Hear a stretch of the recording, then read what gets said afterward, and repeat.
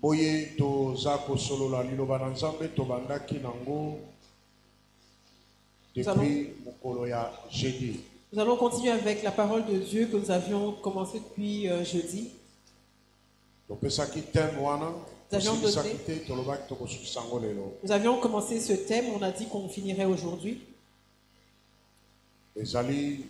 Résistance. C'est la résistance. Résistance. Répète résistance. Nous avions parlé de la résistance, mais nous n'avions pas fini. Parce que c'est une des recommandations de Dieu pour ses enfants, ceux qui se sont donnés et qui ont cru en lui,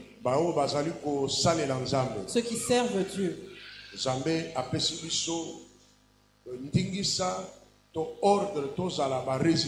Dieu nous a instruits d'être résistants, que nous ne nous laissions pas aller. 1 Pierre chapitre 5 versets 8 à 9. Dans la semaine, nous avions lu d'autres versets que nous pouvons répéter.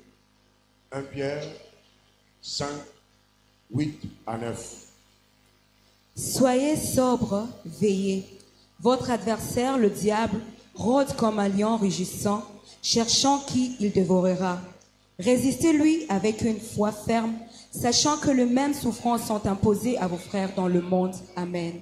Amen. Répète. Soyez sobres, veillez.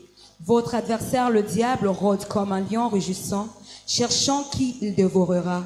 Résistez-lui avec une foi ferme, sachant que les mêmes souffrances sont imposées à vos frères dans le monde. Amen. La Bible dit, soyez sobres, veillez. Parce que votre adversaire, le diable, la Bible le compare à un lion. Tu sais, un lion, quand il a faim, il est très en colère. Dès qu'il voit un animal, il voudra le suivre et le déchirer, le dévorer. Et quand un lion est affamé, il ne craint plus rien. Alors la parole de Dieu compare Satan au lion. Alors il nous dit de veiller. Parce que notre adversaire, il rôde autour de nous. Il est comme un lion affamé. Il cherche qui dévorer. Amen. Amen. Un lion dans la savane, c'est un animal qui n'a peur de rien. Il peut rugir de là où il est, et tous les animaux s'enfuient. Et quand il attaque un animal, il ne regarde pas derrière. Quelle que soit la taille de l'animal, il va oser. Maintenant Satan, Dieu le compare à un lion. C'est-à-dire, il peut même rugir comme un lion. Parce que le lion peut se mettre là et rugir et tout le monde va s'enfuir. Alors la Bible dit, il rôde tout autour de nous. Il cherche qui dévorer. Alors quand il t'attrape, il ne t'épargnera pas. Il va te dévorer. Il va te dévorer. Ça veut dire que Satan mange les gens, dévore les gens. Quand la Bible compare au lion, c'est qu'il dévore les gens. Il les déchire. Il a des griffes. Il est en colère. Il est violent. Quand il vient vers toi, il viendra vers toi avec violence. Il viendra pour te déchirer. Il viendra pour te dévorer. Il ne va pas te pardonner. Le lion ne pardonne pas. Quand il a faim, que ce soit un homme ou un animal, peu importe ce qui viendra, il va d'abord le déchirer et il va le dévorer. C'est ensuite qu'il va regarder autour de lui. Regarde la dimension à laquelle Dieu est en train de nous décrire Satan. Alors Satan a déchiré plusieurs mariages. Il a déchiré plusieurs emplois. Il a déchiré plusieurs églises. Il a détruit des gens. Il a déchiré des relations. Parce qu'il rôde. C'est quoi qu'il est assis? Il rôde. Il cherche l'entrée ou l'issue entrée. Il est en train de rôder. Il cherche l'espace par lequel entrer. C'est-à-dire que si tu es distrait, parce que la Bible nous dit ici de veiller. C'est comme si on te dit qu'il y a un voleur dehors. Et donc tu te dis, bon, j'ai sommeil, je vais dormir. Et tu laisses la porte ouverte. Et maintenant, si le voleur entre et il vole, c'est à qui la faute? C'est ta propre faute. La Bible nous demande, nous qui avons cru en Dieu, que nous puissions veiller. Ça ne veut pas dire qu'il ne faut pas dormir. Veiller, c'est spirituellement. C'est veiller spirituellement. Ne dors pas spirituellement. Parce que si tu t'endors, ton ennemi, qu'on appelle le lion, viendra entrer et il va déchirer. Et tu n'appartiendras plus qu'à l'histoire. Tu vas commencer à raconter des fables. Tu donneras tort aux autres. Or toi-même tu n'as pas veillé. Il faut veiller sur ta vie. Il faut veiller sur ton travail. Il faut veiller sur votre couple. Il faut veiller sur ta maison. Parce que ton adversaire n'a pas que des choses qu'il recherche. Il rôde sur tout. Là où il trouvera une issue, il va entrer, il va déchirer. Alors il faut veiller sur tes relations. Vous pouvez être amis, vous pouvez être des connaissances. Il faut veiller sur ces choses. Parce que l'ennemi va déchirer. Il va vous séparer. Il faut veiller sur ta famille. Il faut veiller sur tes investissements. Il faut veiller spirituellement. Si tu ne veilles pas, l'ennemi rôde déjà. Il est autour de toi. C'est pas qu'il est en enfer. C'est pas qu'il est au deuxième monde. La Bible nous informe que l'ennemi rôde tout autour de nous. Malgré le mécanisme, quel que soit le mécanisme que tu peux mettre autour de toi, ou les garde-fous que tu peux mettre, mais n'oublie pas que lui aussi il est là dehors. Même si tu mets des clôtures, sache que lui aussi est dehors. Il rôde. Dans cette clôture-là, tu dois veiller. Ne t'arrête pas à mettre la clôture et puis quand tu t'endors. Mais la clôture veille. Il y a des gens qui pensent qu'ils sont arrivés. C'est faux. Quand tu reçois quelque chose, sache que tu provoques l'ennemi. Tu te maries, tu provoques l'ennemi. Il viendra rôder tout autour de vous. Parce qu'il doit vous déchirer. Il doit vous séparer. Il doit vous tuer. Parce que Satan est jaloux. Il est en colère. Il est méchant. Il doit appliquer cette méchanceté. Quand toi tu trouves un travail, ne sois pas négligent dans ton travail. Quand on va te licencier, sache que l'ennemi rôde là autour de ton travail. Tu verras quelqu'un avec qui tu n'as aucun problème qui commence à t'accuser. Il devient comme ton surveillant. Il commence à te calomnier. Tu le regardes, tu te dis que lui et moi on n'a jamais eu de problème. On ne mange même pas. pas. Mais comment il s'occupe de mes affaires? On ne voit pas Satan. Mais Satan passe par les gens pour agir. Tu vois que cette personne est méchante. Et cette personne se lève, il veut seulement qu'il y ait du mal qui t'arrive. Amen. Amen. Alléluia. Amen. On a chassé un de nos enfants de l'école. Avant qu'on la chasse, on nous a convoqué nous les parents. On y va. C'était une grande réunion. On a commencé à discuter. Il y avait d'autres parents là aussi. On a demandé aux enfants ce qu'ils avaient fait. Et il y avait beaucoup d'élèves qui ont admis ce qu'ils avaient fait. Maintenant, on devait chasser ces enfants-là de l'école. Suivant le règlement de l'école. Maintenant, on reste là avec les autorités de l'école. On les a suppliés. Ils ont dit qu'ils devaient rester faire une réunion. On revient. On les a encore suppliés. On dit on est arrivé à la fin de l'année.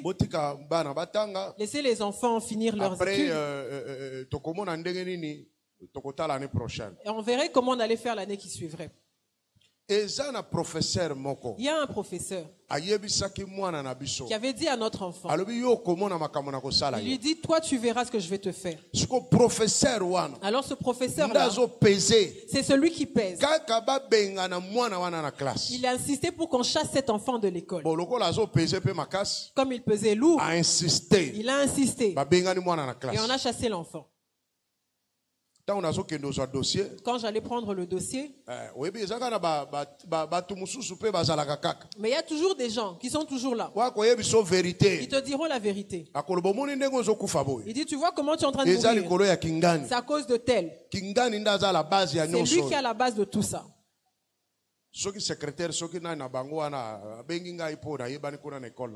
Comme j'étais connu, je crois que c'est la secrétaire ou quelqu'un qui m'appelle. Elle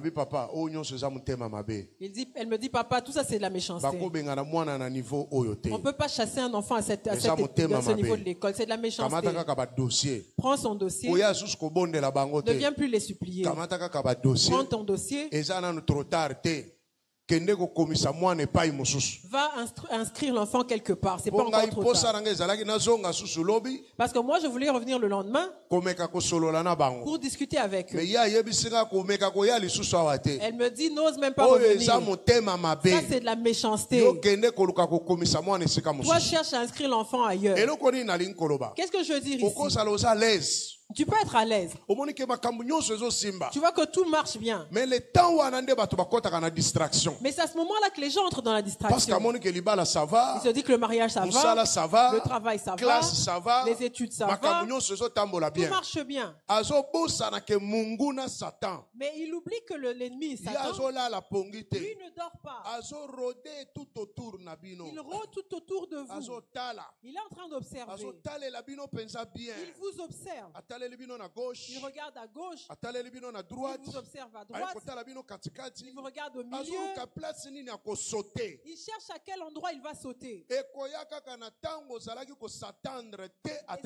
viendra au moment où tu t'y attends le moins. C'est là que l'ennemi va frapper.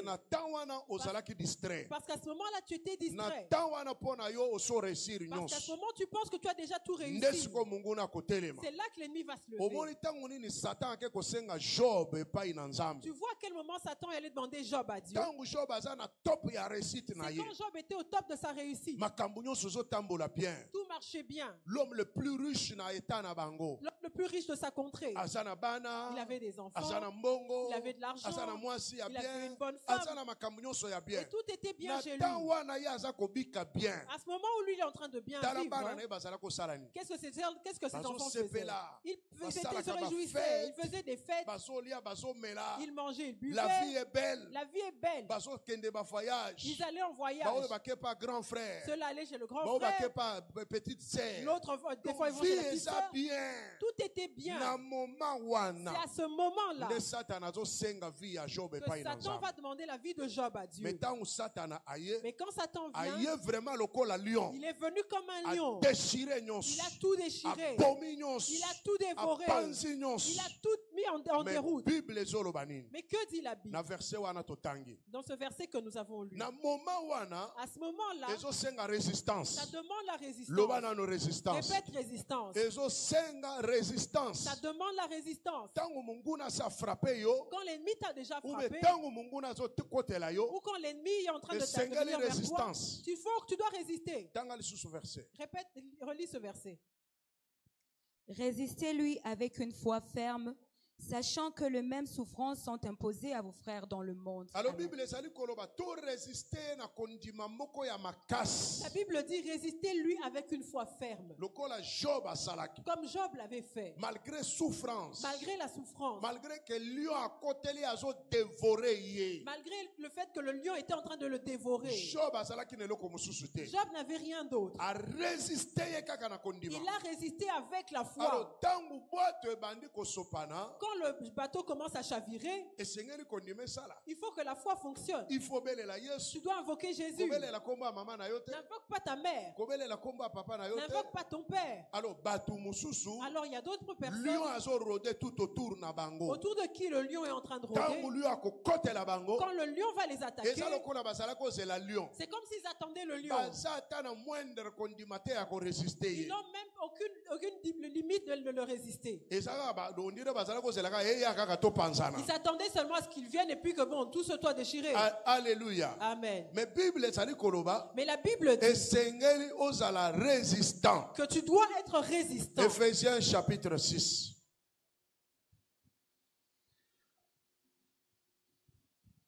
Verset 13. Nous avions lu le verset 13. C'est pourquoi prenez toutes les armes de Dieu afin de pouvoir résister dans le mauvais jour et tenir ferme après avoir tout surmonté. Amen. Amen. Amen. La Bible nous dit de prendre toutes les armes de Dieu. C'est l'apôtre Paul qui parle. Dans 1 Pierre, c'est l'apôtre Pierre qui parle. L'apôtre Pierre nous donne un conseil. En disant que tout comme le lion est en train de rôder tout autour de nous, que nous prenions une arme qui est très puissante, c'est la foi. Pour lui résister. L'apôtre Paul, il dit ceci. Prenons toutes les armes de Dieu pour que nous puissions résister dans le mauvais jour. C'est-à-dire que l'Esprit de Dieu part en eux nous a donné un conseil, nous, Église, que le mauvais jour viendra. Parce que l'ennemi est autour de nous. Il cherche à nous déchirer. Il cherche à nous détruire. Mais ne craignons pas. Ne le fuyons pas. Parce que c'est ça son travail. Qu'est-ce que nous devons faire? Nous devons rester ces gens avec de foi. Nous devons rester des chrétiens. Que nous ne devenions pas païens. Nous devons recourir seulement à Dieu. Que nous recourions seulement à la foi. Que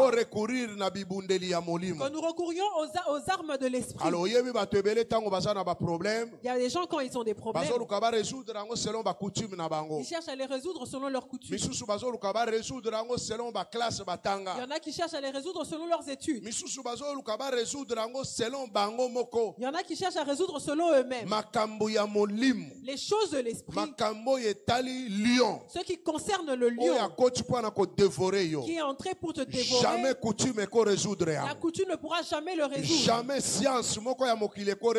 Aucune science du monde ne peut les résoudre. Aucune science parce qu'aucune science n'a le pouvoir sur Satan. Satan est scientifique plus scientifique que tous les scientifiques du monde. Il est plus intelligent que toutes les créations de Dieu. Qui est plus intelligent pour vaincre Satan? La Bible même dit qu'il est rusé. Il est rusé. Aucune science ne peut résoudre les problèmes spirituels. Je l'ai déjà dit ici.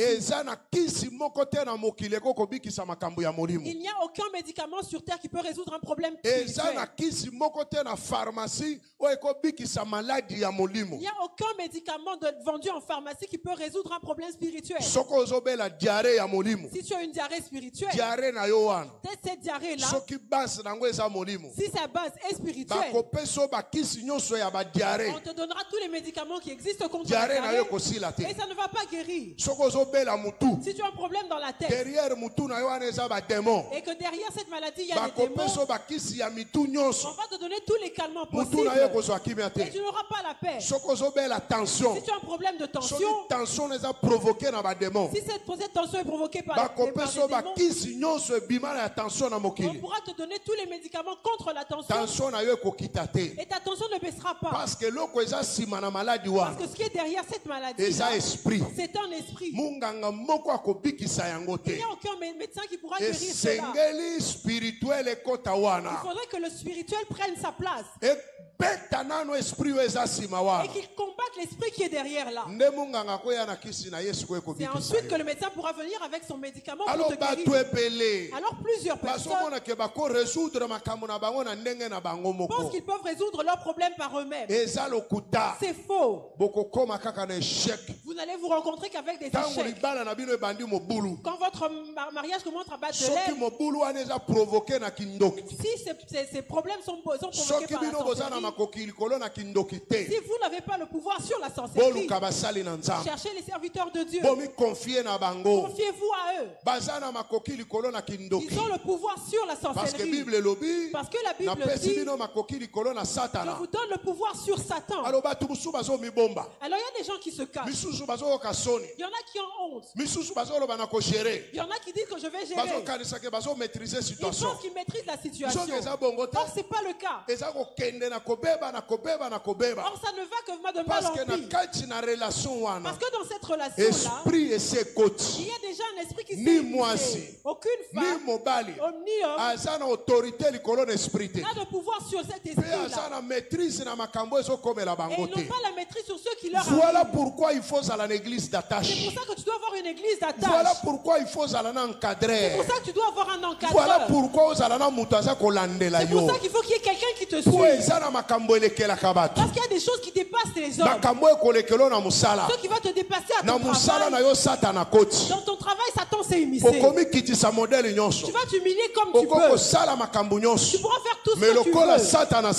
Mais comme Satan s'est déjà immiscé, son objectif, c'est de vous déchirer. Tant que tu n'auras pas compris, il va vous déchirer. Et il va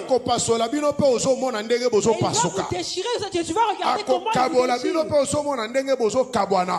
Et tu vas vous séparer. Tu vas voir comment il est en train de vous séparer.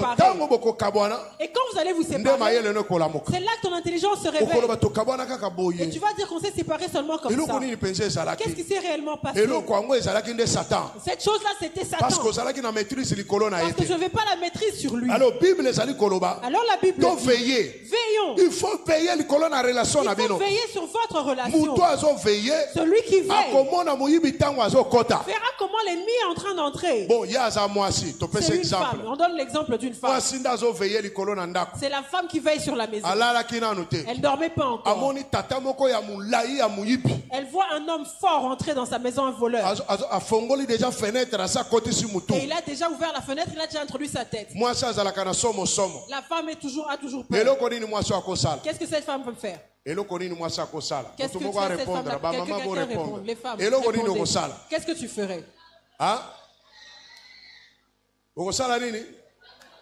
Voilà, tu vas réveiller ton mari. Il y en a qui disent qu'il faut qu'il va crier. Le problème, c'est que tu dois crier. Ne te dis pas que non, qu'ils viennent et que moi je joue à la mort. Ou bien que j'aille me cacher. Il va te suivre là où tu te seras caché. Il va te sortir de là, il va te violer. Amen. Amen. Tu vois le voleur? Crie. On dit que quand tu vois un sorcier, c'est toi qui veilles. Quand tu vois que le lion est déjà en train d'entrer, je n'ai pas le pouvoir de le tuer. Je dois demander le secours. Voilà pourquoi Bible c'est pour ça que la Bible nous dit de veiller. Veiller. Pour demander des fois le secours. Tu vas dire que non, voilà, cette situation me dépasse. J'ai utilisé toute mon expérience. Mais tout est en train d'empirer. Il faut que j'appelle. Que je demande le secours. Pour qu'on vienne m'aider, que ce lion sorte. Alors si tu ne veilles pas, Satan va te déchirer. La Bible dit, prenons toutes les armes de Dieu pour que nous puissions résister dans les mauvais jours. Les mauvais jours arrivent dans une vie. Tout le monde est obligé de passer par des mauvais jours. Ça arrive à tout le monde. Que tu sois apôtre, que tu sois pasteur, que tu sois fidèle, qui que tu sois sur terre, les mauvais jours arriveront certainement. Alors dans ces mauvais jours-là, le Dieu qui nous a créés ne nous a pas laissés seuls. Il sait que les mauvais jours arriveront. En ce moment-là, qu'est-ce que tu devras faire? C'est ainsi que la Bible dit, prenons toutes les armes spirituelles pour que nous résistions dans ces mauvais jours. Nous avons vu notre sœur Aimée témoigner ici. Tu l'as vu parler. Elle a dit que quand le véhicule était en train de elle se disait, Seigneur, donc je meurs comme ça. Elle a recouru à Dieu. Mais le chauffeur appelait qui? Le chauffeur appelle Aimé. Mais Aimé parle à Dieu. Est-ce que tu vois la différence entre la personne qui va à l'église, une personne qui prie, une personne qui connaît la parole de Dieu, et une personne qui prie seulement à la maison? Son église, c'est la maison. Maintenant, Aimé qui appelle. Aimé ne sait même pas conduire. L'Aimé qui l'appelle, elle n'a même pas la force de le sauver. Maintenant, lui, il l'appelle Aimé. Alléluia. Amen. Le sort du chauffeur, c'était quoi? Alléluia. Amen. En ce moment-là, toi qui connais Dieu, tu vas recourir à Dieu. Tu vas appeler Dieu. Parce que la Bible dit, dans les mauvais jours, prenons les armes spirituelles. Apôtre Paul et l'apôtre Pierre, l'apôtre Paul et l'apôtre Pierre ont dit la même chose. Mais Pierre nous montre quelle est l'arme qu'il faudrait prendre. Il dit la foi. Les mauvais jours vont arriver. Les mauvais jours, c'est une période. Le trouble est entré dans votre relation. Vous ne vous entendez plus. Tu sens en toi que tu n'es plus en paix. On est en train de chercher à retirer ta paix. C'est un mauvais jour. Tu peux perdre ton père. C'est lui qui t'aidait. C'est un mauvais jour qui commence pour toi. Tu peux même perdre ton enfant. C'est un mauvais jour.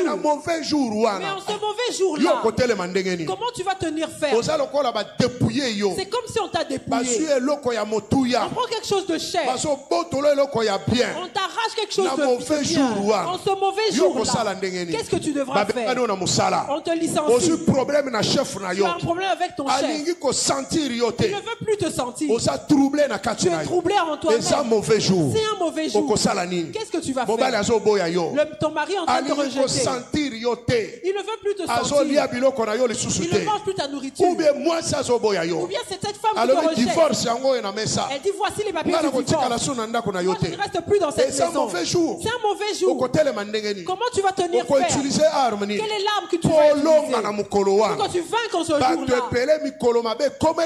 Plusieurs personnes dans leur mauvais jour, au lieu d'accourir vers Dieu, ils ont couru vers la coutume. Ils ont couru vers la tradition. Ils ont couru vers leurs amis qui n'ont pas donné leur de vraie réponse. Ils ont accouru vers la science. Ils ont accouru vers des choses mensongères. Or Dieu est le Seigneur de tous les esprits. Parce que la Bible dit, tout genou fléchit au nom de Jésus. Et tout le monde confesse que Jésus est Seigneur. Alors, la Bible nous dit ceci. Dans le mauvais jour, cela n'épargnera personne. Si cela ne t'est pas encore arrivé, c'est que ça va t'arriver. Le mauvais jour est arrivé à Jésus. Jésus dit que son âme est triste. Qu'est-ce qu'il a fait? Il est allé à Gethsemane pour prier. Parce qu'il était dans son mauvais jour. Entre renoncer à la croix et affronter la croix. Il était pris entre deux feux. La décision que Jésus prendrait a eu un impact sur tout l'univers. Maintenant il ne savait pas. Il est troublé dans son âme. Il est rempli de tristesse. Il a pris ce jour-là et il est allé prier. La Bible dit, quand il a prié, ses larmes ont coulé comme du sang. Parce qu'il était dans un mauvais jour. Je pense que c'est la première fois que Pierre voit Jésus troublé à ce point. Parce que Jésus maîtrisait toutes les situations. Mais ça, c'était difficile. Il a même prié en disant, Père, ôte cette coupe de devant moi. Mais enfin, il dit que ta volonté soit faite. C'est-à-dire en tant qu'être humain. C'est-à-dire qu'en tant qu'être humain, c'est une peur. Il a la peur de ce qu'il va aller vivre. Ça le fait peur. Parce qu'il est homme et il est Dieu. C'est son mauvais jour. Là, je te parle de notre Seigneur. Jésus, le Fils de Dieu. À qui le mauvais jour est arrivé. Son cœur était rempli d'amertume. Mais il a pris l'arme spirituelle. L'arme spirituelle qu'il a pris, c'était la prière. Il a prié seul et ça n'allait pas. Il dit, j'ai quand même des soldats. J'ai des disciples. Il va les appeler. Il dit, mon âme est troublée. Aidez-moi. Priez avec moi. Jésus a demandé la prière. Alléluia. Amen. Bouge celui qui est à côté de toi. Dis, Jésus a demandé l'intercession. Il a demandé l'intervention de la prière. Mais toi, tu penses que tu vas gérer. Tu ne veux pas demander qu'on prie pour toi. Vous allez vous séparer. Vous allez vous diviser. Tu vas perdre ton travail. Tu vas tout perdre. Parce que tu trouves que tu es fort. Ici, Jésus, le Fils de Dieu, c'est lui qui demande la prière. Qu'on ne prie pas pour les malades. Qu'on ne chasse pas les esprits. Mais qu'on l'accompagne. Toi, tu penses que demander la prière, c'est une faiblesse. Cette situation te dépasse déjà. Mais tu trouves que tu gères. Tu ne gères rien. Tu ne gères rien. Il faut me livrer. Tu dois te livrer. Au lieu de mourir sous tes propres yeux, tu dois demander de l'aide. Voilà pourquoi l'église, c'est pour ça que dans cette église, nous avons établi que tout le monde doit avoir un encadreur. Tout le monde doit avoir un encadreur. Tout le monde doit avoir quelqu'un avec qui parler. C'est pas pour rien. Aujourd'hui peut-être il n'y a pas de problème. Mais demain ça va arriver. Et l'apôtre aussi son téléphone ne passe pas. Et le pasteur s'informe pas. Tu vas passer par où? Mais si tu as un encadreur, tu vas l'appeler. Lui il est encore fort. Il va t'aider dans la prière. prière. Parce qu'il n'a pas la même situation que toi. Celui qui peut t'aider, c'est celui qui n'est pas dans la même situation que toi. C'est comme si toi tu es en prison. Vous deux vous êtes en prison. Maintenant qui va aider l'autre? C'est que ceux qui sont à l'extérieur fassent des démarches pour que tu sortes de prison. Demander une aide spirituelle, c'est pas mal. C'est ça l'église mère. C'est ça. Tu es entré aujourd'hui, tu es fidèle. Et automatiquement tu es un encadreur. Il t'appelle, demander comment ça va. Mais comme il y a des gens qui ne comprennent pas, ils trouvent que c'est un dérangement. Il y a un temps dans la vie où tu dois demander le secours de la prière. Moi j'ai grandi. Je ne savais pas qu'on pouvait demander une intercession. Et même dans l'église dans laquelle j'ai grandi, il n'y avait pas toutes ces histoires d'intercession. Nous tous on priait. Et que quelqu'un ait des intercesseurs, je n'avais jamais vu ça. Parce qu'il faudrait que tu reproduises les choses que tu as vues. C'est comme ça que moi j'ai vécu. Jamais je ne pouvais dire à quelqu'un prie pour moi. Ou bien mets-moi dans tes prières. C'est comme un certain orgueil. C'est moi qui devais prier pour les gens. Comme Dieu m'aime, il m'a emmené et devait m'enseigner. Alors je suis arrivé à une période de ma vie. L'esprit de mort s'est opposé à moi. J'ai déjà parlé de ça ici. On m'a dit que mon cœur avait enflé. À l'hôpital, on m'a dit que mon cœur a enflé. Mais avant d'arriver à cette étape des examens, moi-même je sentais comme si j'allais mourir. Et quand je marchais, j'avais l'impression que je pouvais tomber et mourir. Mais je ne savais pas à qui parler. Je ne savais pas que je pouvais demander la prière. Je gérais seul. Dieu est venu me dire, il me dit va voir un neuropsychiatre. C'est Dieu qui m'a envoyé. C'est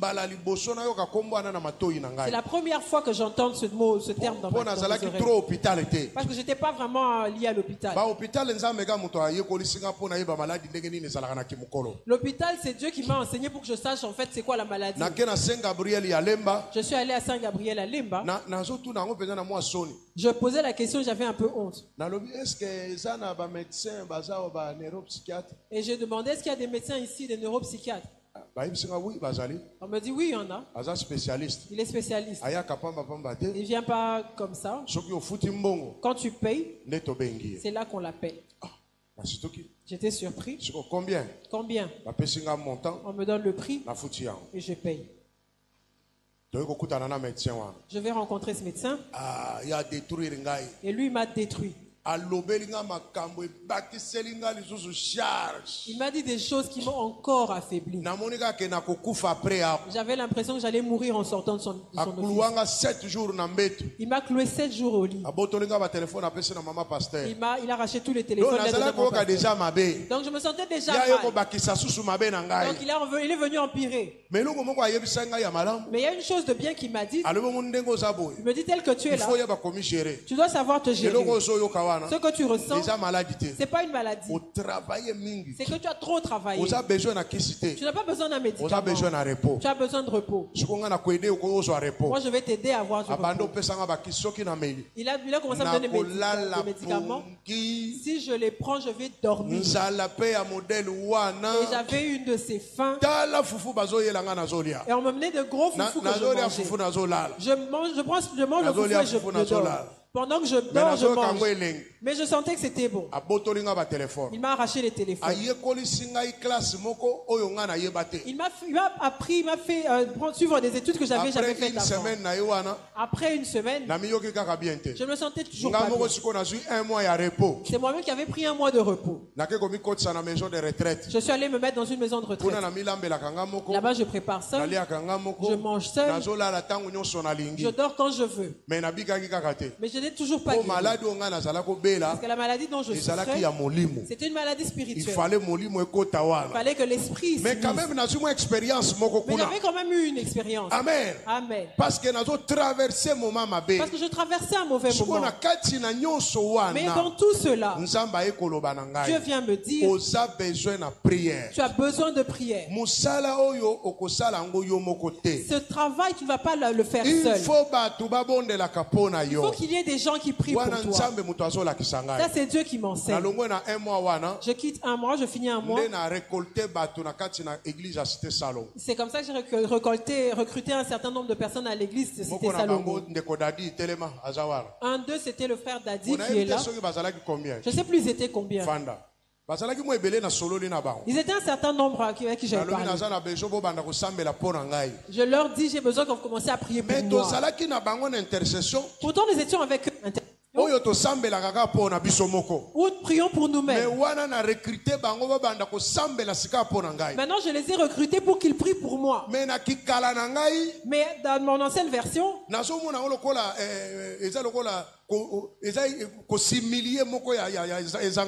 j'avais l'impression que c'était comme une humiliation. Les gens commençaient à prier pour moi. Je me souviens, et je pense qu'il y avait aussi Mamie qui est à Matadi. Il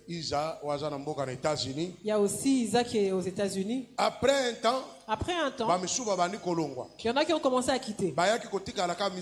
Et ils sont restés 3. Mamie Kalonji, Lungila. Isa qui est aux États-Unis. Et un frère Hugues. Quand j'étais sur le point de commencer l'église mère, Dieu me dit, ces gens-là n'ont plus de travail à faire avec toi. Ils ne prient plus pour toi. Je les ai appelés. Je les ai remerciés. Si mamie est en ligne, elle est en train de suivre. Et même si maman Isa aussi est en ligne, elle suit. Je leur dis votre mission a pris fin. Et sa sœur Sarah Mikobi. Et je leur dis que votre mission est terminée. Merci parce que vous m'avez accompagné dans la prière pendant tout ce temps. Il y en a qui sont mis en colère. Dieu m'a appelé à autre chose. Maintenant, ce n'est pas vous qui allez prier pour ça. Quand nous avons commencé l'église mère, Dieu m'a montré des gens qui allaient prier pour moi. Je ne vais pas les pointer du doigt. Il y en a qui sont dans l'église et qui se connaissent. Je les ai pris, je les ai rassemblés. Il n'y en avait que 3. Et il y avait une maman qui était principale parmi eux. Elle prierait pour moi jusqu'au dernier jour. Parce que Dieu lui a parlé. Il lui dit, voilà le travail que je te donne. C'est de prier pour cet homme. Donc si cette femme arrête de prier pour moi, elle pêche contre Dieu. Amen. Amen. Est-ce que tu comprends ces choses? Jésus a demandé le soutien dans la prière. Que Pierre prie pour eux. Jésus le Tout-Puissant. Jésus le Tout-Puissant. Mais il y a des enseignements qu'il nous donne. Dans le mauvais jour, tu vois que ça ne va plus. Tu vois que ça ne marche plus. Ne te retiens pas. Parce qu'il y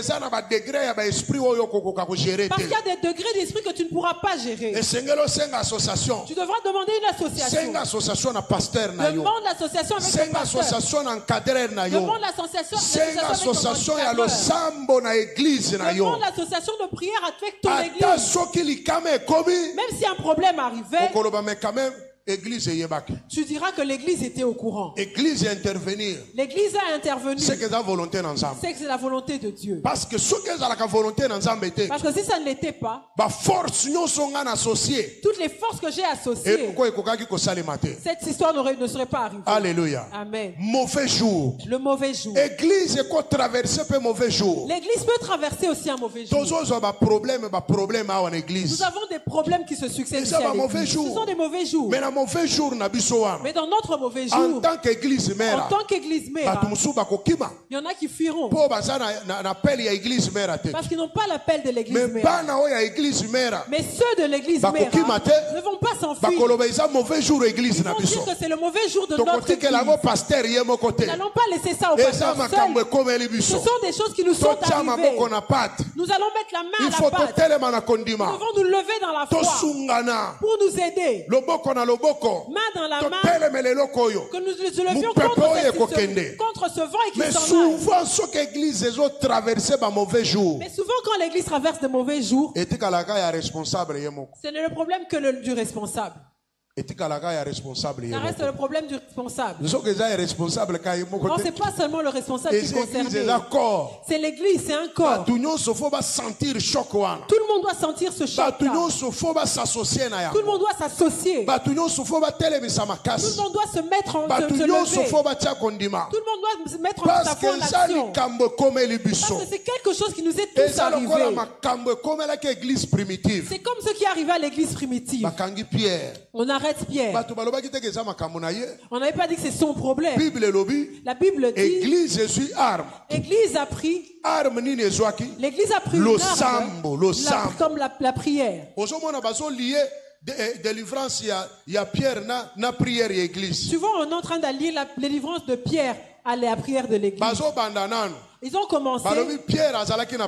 Ils ont dit Pierre était en prison. Mais l'église a fait monter des prières vers Dieu. C'est là que l'ange est intervenu. Si Satan veut te tuer, la première chose, c'est qu'il va te séparer de ton église. Il veut faire de toi un homme errant. Que tu n'aies pas d'église. Que tu sois dans les airs. C'est là qu'il veut te tuer. Il te pousse loin de l'église. La deuxième chose, il va te séparer de tes encadreurs. Il va te séparer de tes encadreurs. Il va mettre la culpabilité en toi. Plus les jours passent, plus les années passeront, il fait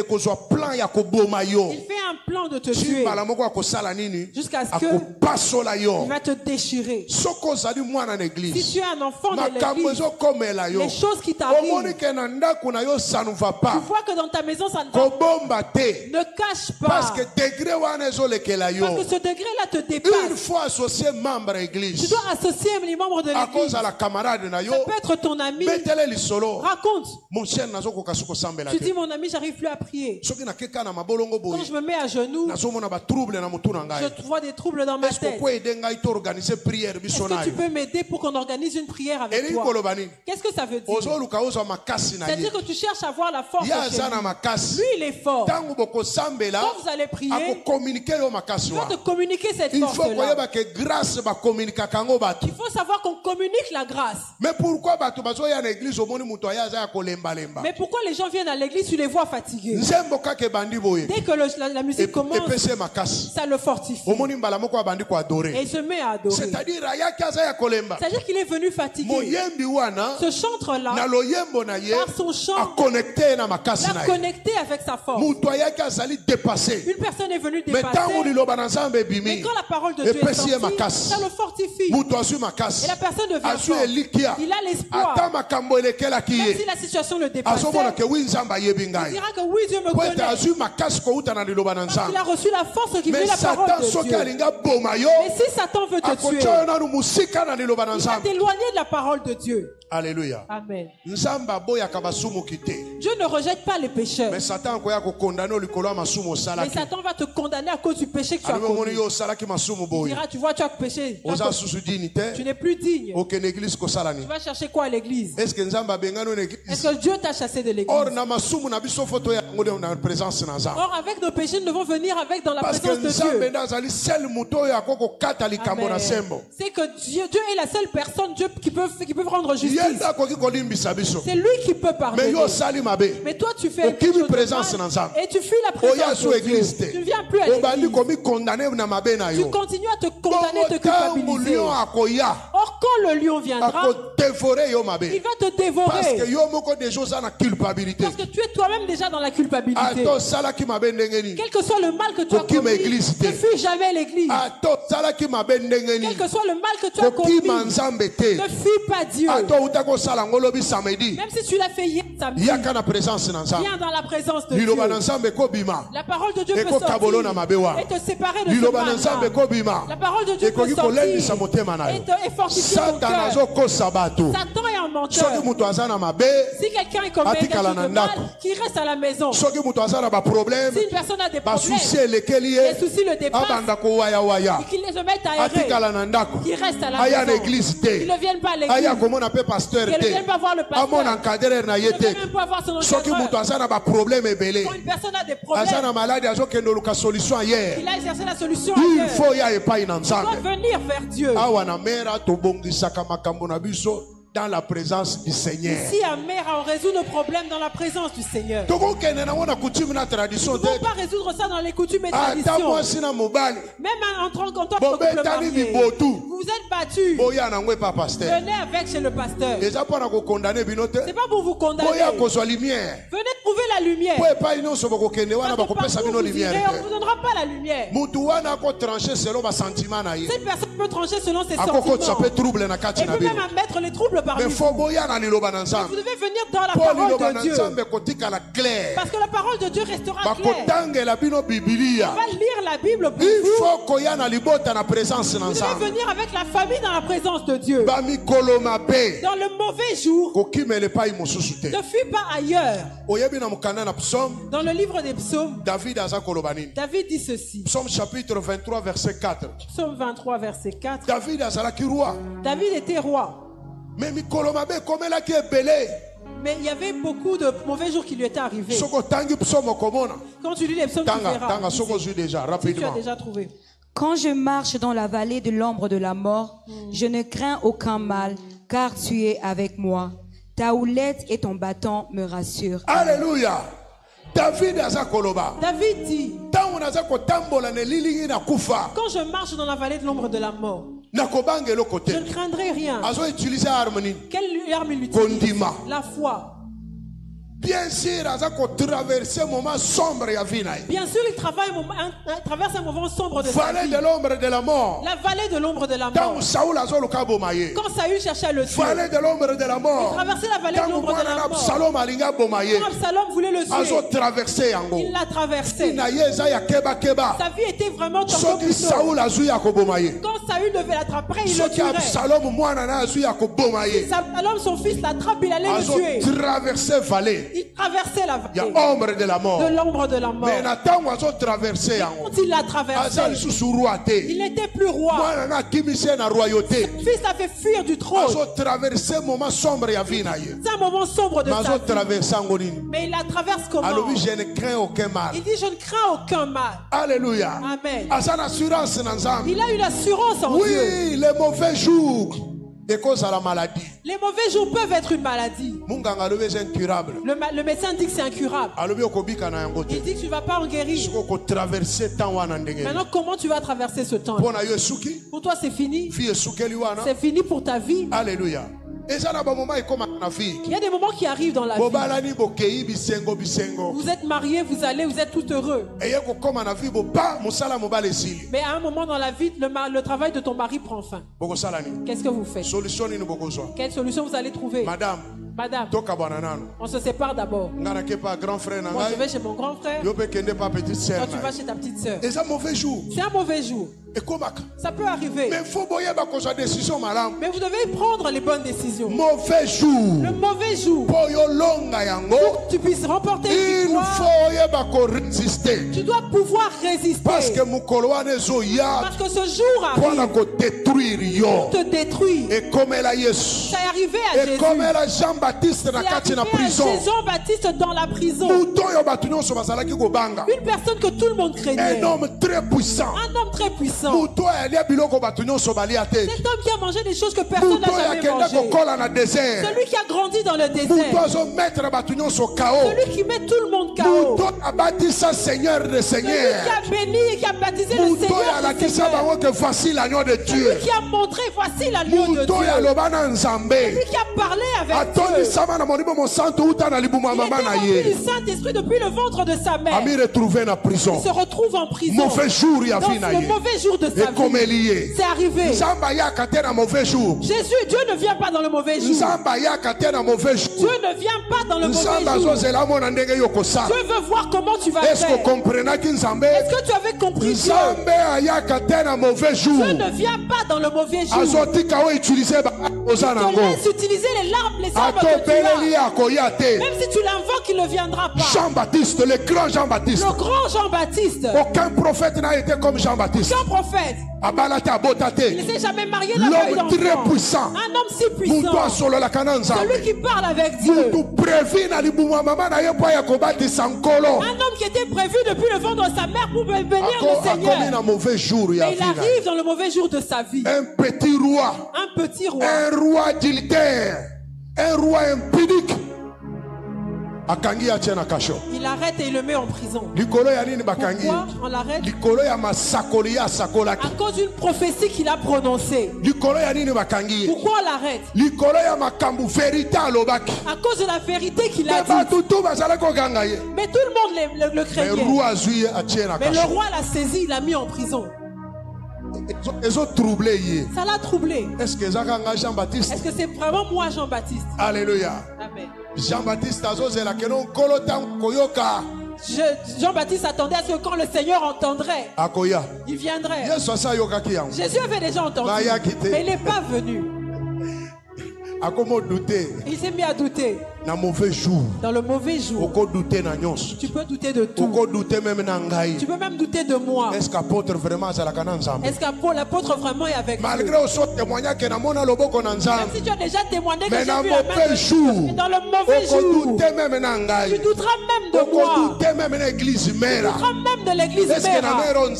Est-ce que la mère ici Dieu est là? Est-ce que l'apôtre est encore avec Dieu? Le mauvais jour. Jean-Baptiste. C'est lui qui a montré aux disciples voici l'agneau de Dieu. Il les a envoyés. Allez un peu lui poser la question. Est-ce que c'est lui ou on doit attendre quelqu'un d'autre? Dans le mauvais jour, ça peut même contredire les choses que toi-même tu as affirmées. Même toi, prédicateur, tu vas douter des choses que toi-même tu as prêchées. Tu as dit à Dieu, aux gens que non, Dieu guérit. Dans ton mauvais jour, tu vas douter de la guérison de Dieu. Parce que ce qui t'arrive, c'est au-dessus de ta force. Dans ce mauvais jour, tu vas douter des prédications que toi-même tu as prêchées. Tu vas douter de tes propres visions. Tu vas douter des prophéties que tu as entendues. Tu as entendu ça dans la joie. Mais quand le mauvais jour vient, tu vas poser la question, est-ce que c'est vraiment ça? Ou bien on m'avait menti? Est-ce que c'est Dieu qui m'avait parlé? Ou bien c'est Satan? Dieu t'avait dit que c'est lui l'homme de ta vie. Mais vous arrivez dans les mauvais jours. Tu remets tout en question. Est-ce que c'est lui? Est-ce que c'est vraiment Dieu qui m'avait parlé? Ou bien c'était Satan? C'est que Satan te parle aussi. Aïe aïe aïe aïe aïe aïe. Dieu m'avait dit, j'arriverai à tel niveau. Moi je vais partir. Mais là ça ne marche pas. Est-ce que c'est vraiment Dieu? Tu sais bien aimé, on a refusé de me donner le visa. J'ai tout fait. On a refusé dans tous les sens. Ils refusent toujours. Mon nom était déjà connu là-bas. On ne lit même pas mon dossier. Dès que j'introduis, dès que tu viens, il y a déjà le document du refus qu'il te donne. Qu'est-ce que je n'ai pas fait? On dit d'abord en Israël et puis reviens. Je vais en Israël, je reviens. Tous les mensonges que je pouvais leur dire, ça ne marchait pas. Pour qu'on me donne le visa. Ça ne marchait pas. Qu'est-ce que je devais faire? Mais là-bas, il y avait des gens qui m'attendaient. Les gens qui étaient là-bas ne se fatiguaient pas. Ils avaient la foi même plus que moi. Je me souviens un jour, Papa Claude, aux États-Unis. Papa Claude qui est aux États-Unis. Il avait l'espoir. Alors, cette fois-ci, papa va couper son visa. Cette fois-ci, papa, on va te donner le visa. On va à l'ambassade. Lui, il était dans son véhicule et il m'attendait. Il avait la foi, l'espoir. Et je sors, j'étais fatigué. Comme une poule mouillée, je sortais. Lui, il était là, il était tout en joie. Il dit, papa, que c'est comment? Je lui montre le papier. Il s'est mis en colère. Il dit, ces gens, qu'est-ce qu'ils veulent? Toi, tu vas prêcher la parole. Il s'est mis en colère. Il dit, Dieu va aider un jour. On rentre avec lui. Quand lui va aux États-Unis, il me dit, papa, moi je ferai tout. De tous les moyens. Toi, tu dois venir aux États-Unis. On fera tout ce qu'il faut. Quand ils ont refusé, moi je suis déjà fatigué. Parce que c'est même une honte. Viens. Ça marche pas. Je reviens. Rien. Tu connais même toutes les personnes qui travaillent. Tu viens, il te dit, vieux, ça va, tu es venu. Le vieux est en train de venir prendre son zéro. Mais dans la vie, il faut savoir contourner certains murs. Amen. Amen. Dieu a fait un miracle. Tenté Canada pour la première fois. Je chante au Canada pour la première fois. On me refuse le visa. Mais à l'intérieur, je rencontre quelqu'un. Mais il me dit, vieux, mais tu es pasteur. Et il me coach. Et on t'a pas dit comment on fait ici. Prochainement, quand tu viendras, après ceci, cela. Il travaille à l'intérieur. La deuxième fois que je viens, ça a accompli un rêve qu'un sorcier avait fait de moi. C'est un sorcier qui m'a dit. Il me dit, j'ai vu, il y a un blanc qui est venu te chercher ici au Congo. Il est parti avec toi en Europe. J'avais déjà oublié. Pour que j'aille au Canada, celui qui m'a envoyé l'invitation, c'est un député canadien. Député en fonction. Un député en fonction. Qui a fait écrire une invitation avec sa photo. Et il l'a envoyé. Qu'on a besoin de cette personne. Je ne sais pas c'était le 40e anniversaire du Canada. Il me dit que non, il doit venir fêter l'anniversaire avec moi. Ça, c'est les démarches de l'apôtre Jean Kavira. C'est elle qui a fait ça. Maintenant, imagine un député. Un député en fonction. C'est lui qui fait l'invitation, qui dit qu'on a besoin de cette personne. Amen. Amen. Dieu a ouvert la voie et je suis parti. Et quand je reviens, c'est les mêmes personnes des États-Unis qui ne se fatiguent pas, qui envoient l'invitation. Je vais à l'ambassade. Cette fois-là, personne n'a rien dit. Je me pose une question. Tu allais faire quoi au Canada? La personne que je reviens, qui ont refusé le visa. J'interprète. Il ne dit pas ça. Toi, une telle personne, on a bloqué ta voix ici. Comment le Canada a accepté? Tu allais faire quoi au Canada? Je lui dis, je suis allé prêcher. Et il me regarde dans les yeux. Il ne regarde pas mon document. Il ne l'a même pas. Il dit, tu allais faire quoi au Guatemala? Je suis allé prêcher. Tu allais faire quoi au Mexique? Je suis allé prêcher. Maintenant, aux États-Unis, tu vas faire quoi? Je vais prêcher. Il dit, viens demain, tu auras ton visa.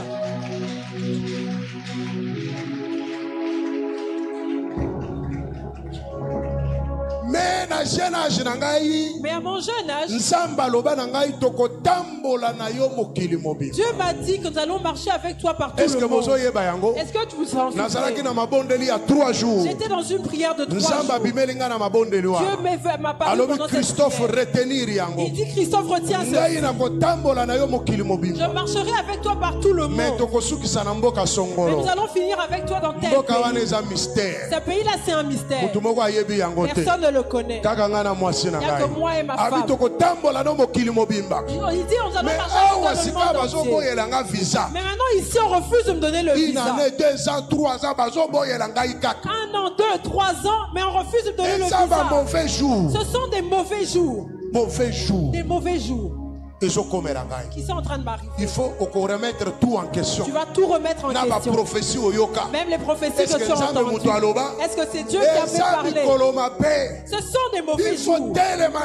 Tu dois te lever dans la foi. Et que tu dises que ce que Dieu a dit, même si ce n'est pas aujourd'hui, même si ce n'est pas demain, il va l'accomplir. Il faut te lever avec la forme, la foi. Ne sois pas comme une poule mouillée. Ne sois pas comme un homme qu'on a dépouillé. Le mauvais jour. Sors l'arme lourde. C'est la foi. Même si ça ne marche pas aujourd'hui, demain ça marchera. Même si ça ne marche pas demain, le lendemain ça marchera. Parce que j'ai la prophétie de ma vie. Ce qu'il avait dit, il va l'accomplir. Je suis allé en Afrique du Sud. La première fois. Moi je suis un homme spirituel. J'entends Dieu et nous parlons ensemble. Pourquoi je suis allé en Afrique du Sud? Il y avait une personne qui n'avait pas d'enfant. La fille de maman Célé. Fanny elle vit en France. C'est une fille que j'aimais beaucoup. Et moi je me disais pourquoi cette fille n'a pas d'enfant. On ne m'a pas appelé. J'ai fait les démarches moi-même. À cette époque, aller en Afrique du Sud, c'était facile. Et je suis allé. J'ai prié pour elle. Aujourd'hui, elle a des enfants. Alléluia. Amen. Je pense qu'elle a devant 6-5 enfants. Elle a vraiment beaucoup d'enfants. Je suis allé dans leur maison. Tu sais quand la colère apostolique se met chez moi. Même si tu es sorcier, je viendrai dans ta maison. Je viendrai te tenir par la main. Amen. Amen. Et là je n'ai plus peur de rien. Et je ne recule plus. Je suis allé là-bas et j'ai dit que cette fille doit accoucher. Quand je suis allé, il y a un apôtre qui est venu prêcher ici une fois. Je suis allé prier pour cet enfant, que je me repose et que je revienne. Cet apôtre-là a su que j'étais ici. Il devait organiser une conférence.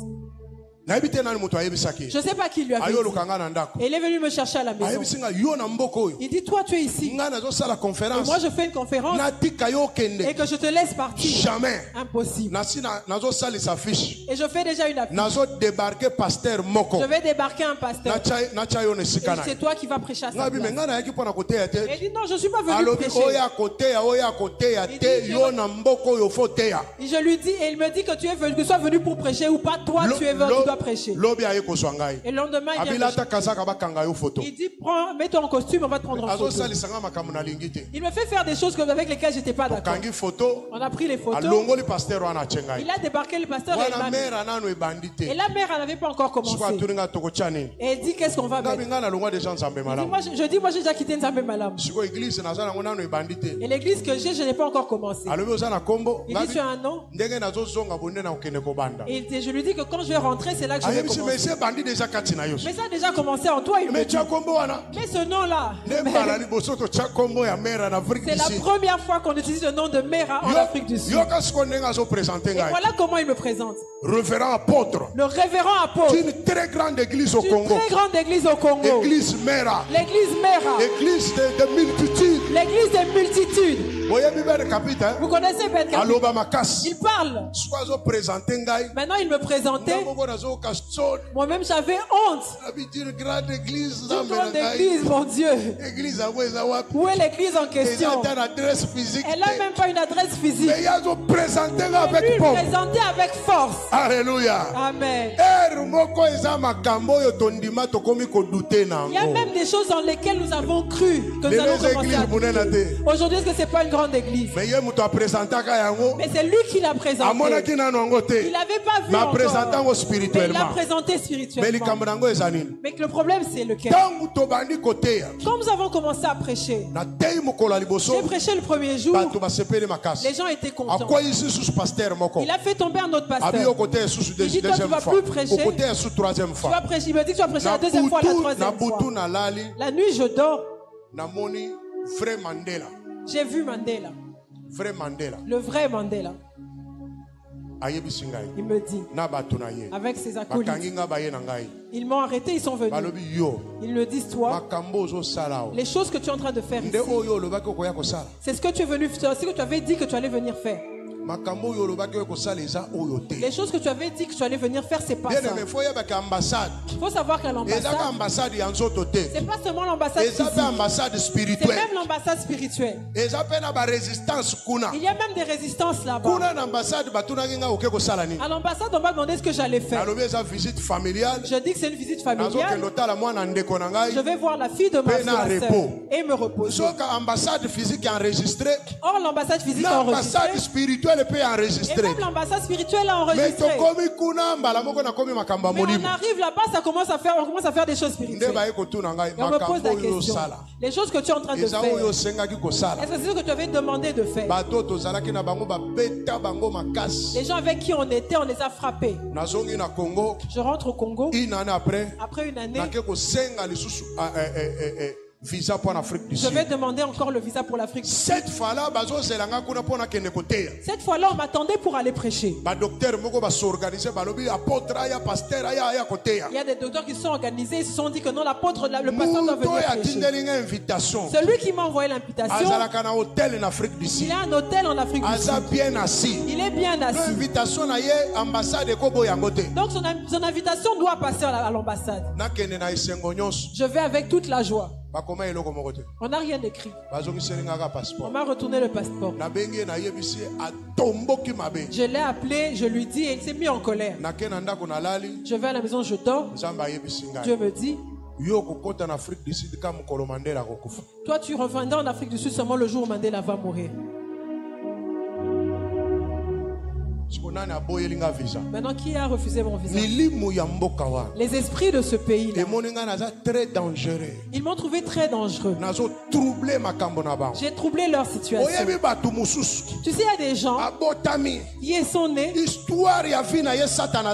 L'histoire de toute sa vie, Satan là. Et c'est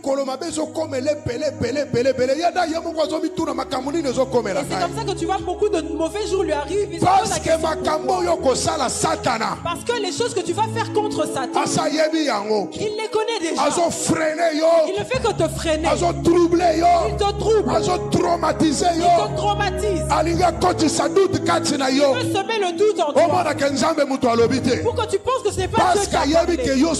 Parce qu'il sait que si tu arrives là où il est, tu vas lui faire du mal. N'aie pas peur.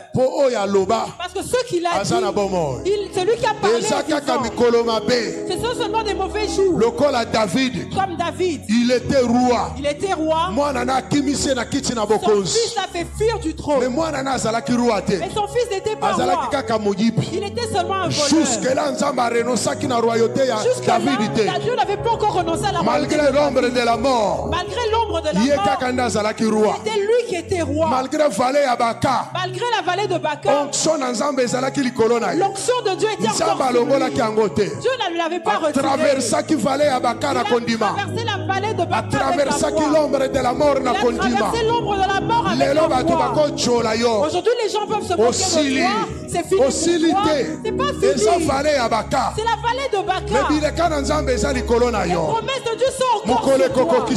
Le jour où elles s'accompliront, ce sera fort. Tel que je suis en train de prêcher, j'ai un visa de 2 ans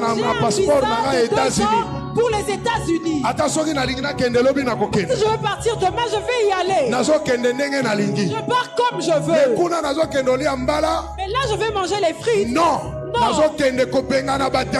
je vais chasser les démons. Je vais troubler Satan. Parce qu'il savait que si cet homme rentre ici, ils vont nous faire du mal. Il y a des gens, leur vie est attachée au mauvais jour. Mais en toute chose, Dieu demeure Dieu. En toute chose, utilise des armes. Ne cherche pas à réussir comme tout le monde. C'est Dieu qui t'a élevé. C'est Dieu qui t'a donné ce que tu as. Si des choses t'arrivent, retourne vers Dieu. Ne cherche pas la solution de Dieu. Retourne à Dieu.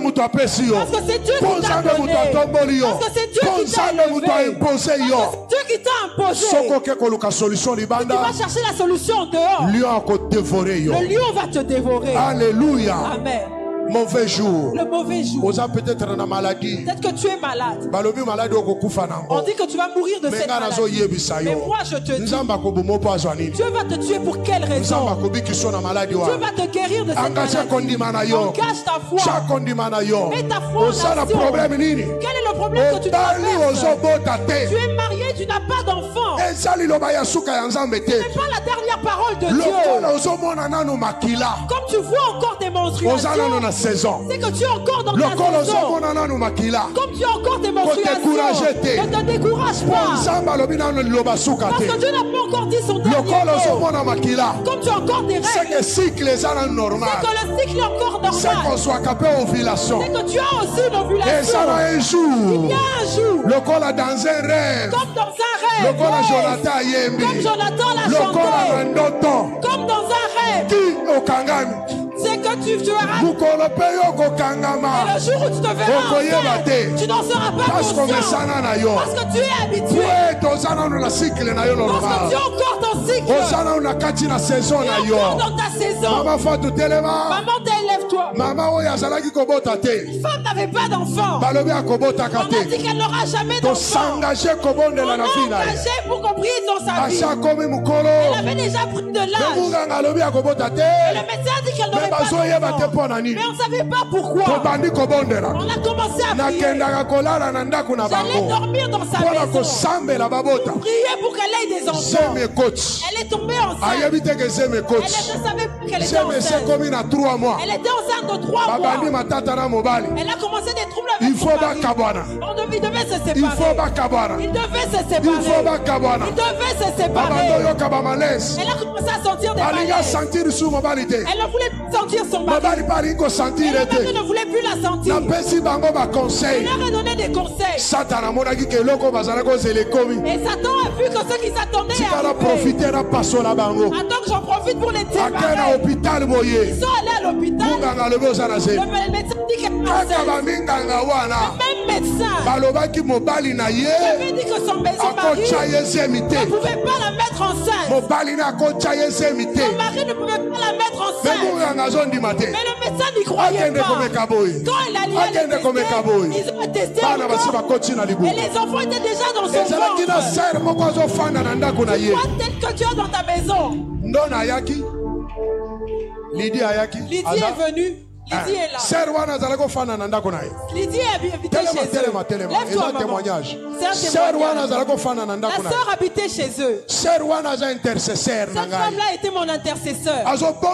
Elle priait. Elle dit ceci. Elle dit, papa, j'ai rêvé.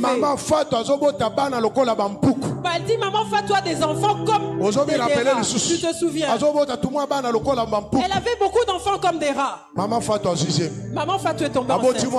Elle a eu le premier enfant. Elle tombe enceinte, elle sans se rendre compte. Et elle, quand elle regarde, elle voit une deuxième grossesse. Elle ne s'en rend pas compte. Elle va constater à l'hôpital. Elle essaie encore. Un troisième. Elle a eu des enfants comme des rats. Elle a eu des enfants comme des rats. Maintenant le médecin dit, madame, il faut maintenant on doit arrêter ta maternité. Parce qu'elle avait des enfants après une année. Et elle accouche après césarienne. Elle tombe enceinte sans s'en rendre compte. Les médecins ont donné des conseils. Non, tu dois te protéger. Dieu avait déjà dit, elle aura des enfants comme des rats. Elle a eu des enfants comme des rats. Ils se sont suivis comme ça. Dieu demeure Dieu. Pendant qu'elle cherchait à se séparer de son mari, son ventre avait déjà pris du volume. Maintenant, ils vont se séparer ou vont rester ensemble. La réconciliation a commencé. Acclame le Seigneur Jésus. Assieds-toi. La maman qui est assise là-bas derrière. Elle est maman pasteur. Elle a eu un enfant. Et elle n'en avait plus après. Elle a eu autant de propositions. Ils sont fidèles ici. Je leur ai dit, il faut qu'on prie. Cherchez Dieu. Faites une prière de 3 jours. Nous allons prier avec vous. Ce n'est pas normal. Nous avons prié avec eux. Nous sommes allés en prière là-bas à Lemba. Dans la maison de maman Philo. Nous étions tous les trois. Nous avons commencé à prier. Ne cherche pas la solution dans le monde. Le pasteur Sanfo prêche ça ici. Son papa il est en train de lui proposer des tiges. Chez elle on lui proposait des choses qui venaient du village. Il faut te lever dans la foi. Nous disons que nous sommes déjà des serviteurs de foi. Nous allons chercher Dieu.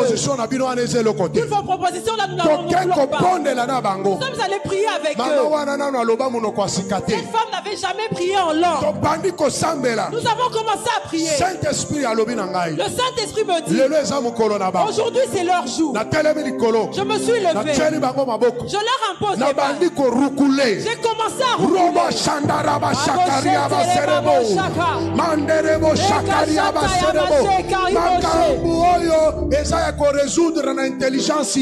Ces problèmes ne sont pas à résoudre par l'intelligence humaine. Ça demande que tu sois connecté à l'esprit.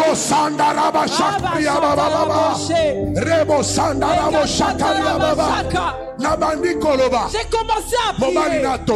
Son mari se met au-dessus sur Dieu me dit la puissance est en train d'agir en eux. Le mari se lève. Le Saint-Esprit l'a saisi. Il a lâché les mains de sa femme. Lui aussi a commencé à prier en langue. Tu sais qu'il a une voix puissante. Et l'onction est descendu dans la maison. Il a commencé à marcher.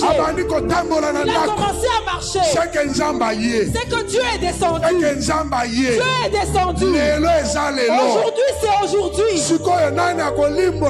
Maintenant, qui va interpréter ces messages? Moi, je n'interprète pas. Lui, le mari n'interprète pas. Dieu a dit touche sa femme sur la bouche. C'est elle qui va interpréter les choses que son mari est en train de dire. J'ai touché la femme et elle était à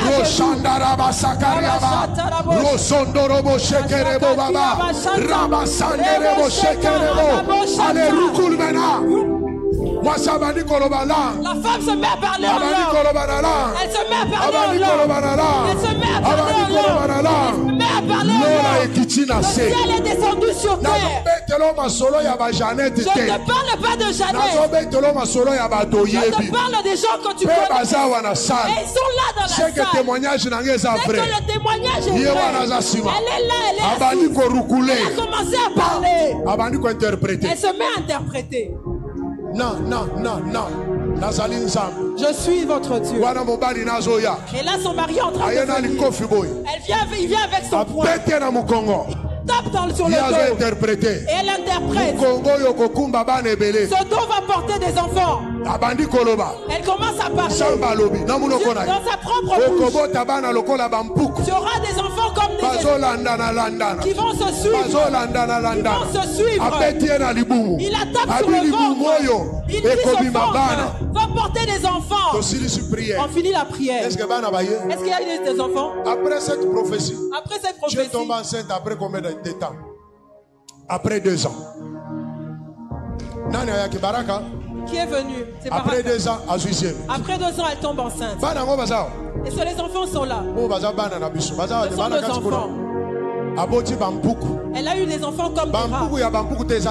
C'est un terme. Ils se sont suivis comme Dieu l'avait dit. Quand tu traverses les mauvais jours, si tu n'as pas la foi, Satan veut t'enterrer dans ce mauvais jour-là. Aujourd'hui, ils ont des enfants.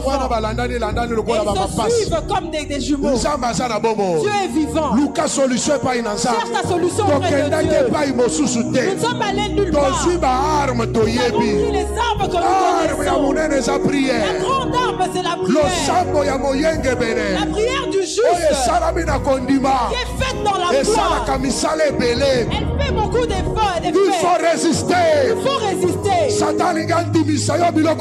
Satan veut te faire croire certaines choses. Il faut résister. Il faut résister. Satan veut te faire croire au mensonge. Il faut résister. Il faut résister. Ce que tu as entendu, c'est vrai. C'est Dieu qui l'a dit. Ça va s'accomplir.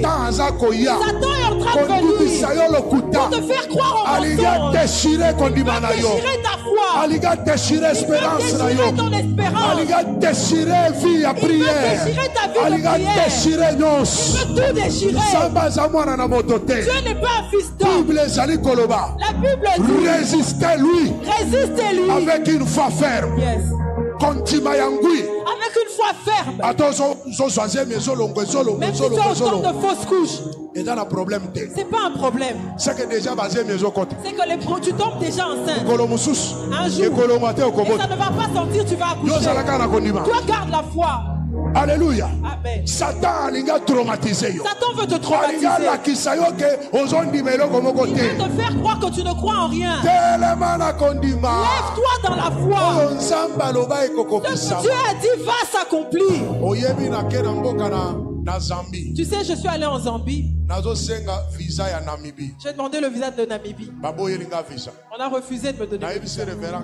Je dis au révérend Kabengele, un petit pays comme la Namibie, comment il peut me refuser le visa? Moi, je ne rentre pas au Congo. Rentrons là-bas, je vais avoir le visa.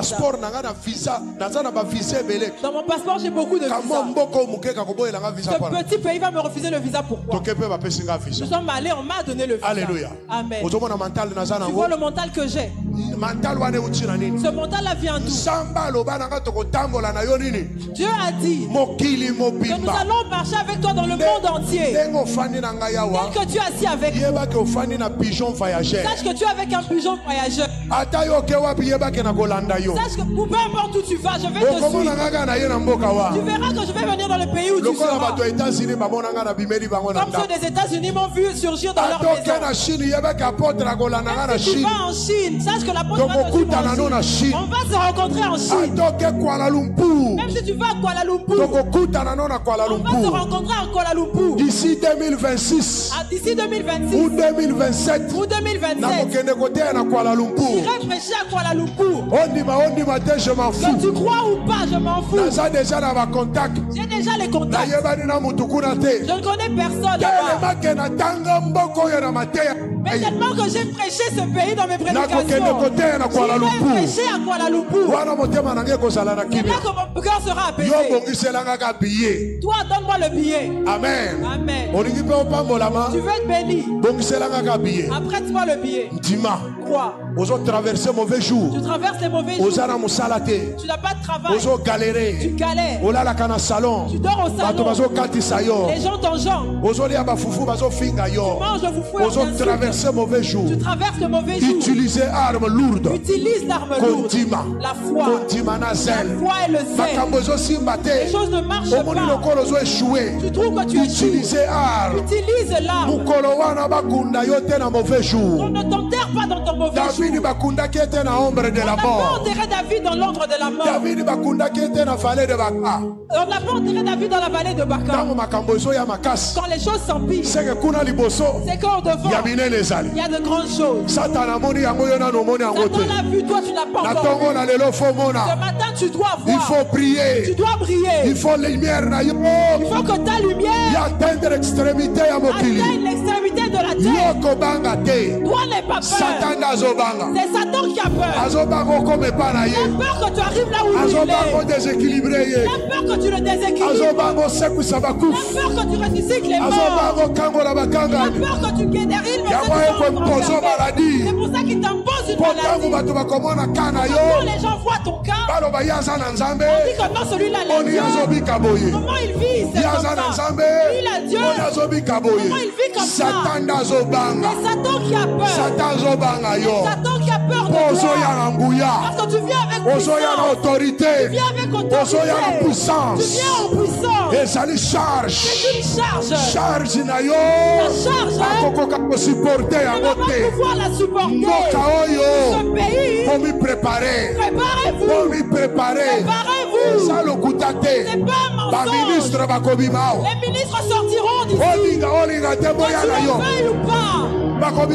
Ils sortiront d'ici. Les députés sortiront d'ici. Dieu m'a qui veut quitter l'Afrique du Sud. Il va dire tourne le pays. Le pays ne peut pas rester sans personne. Mais j'étais un simple pauvre.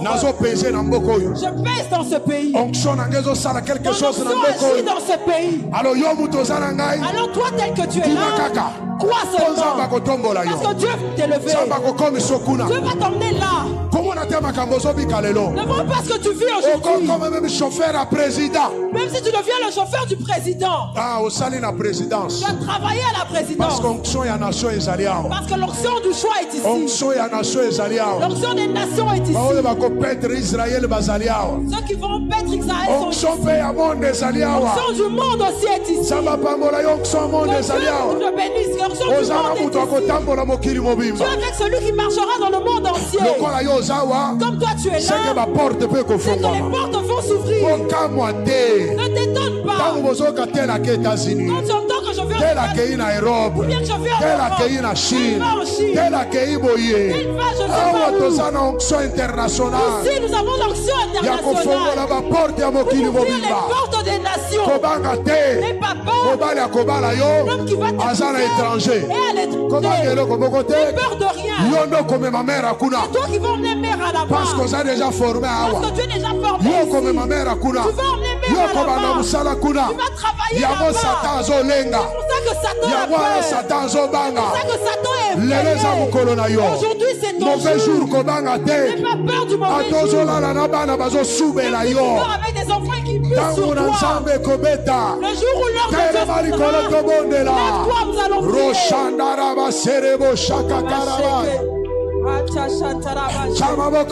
Lève tes mains. Commence à prier.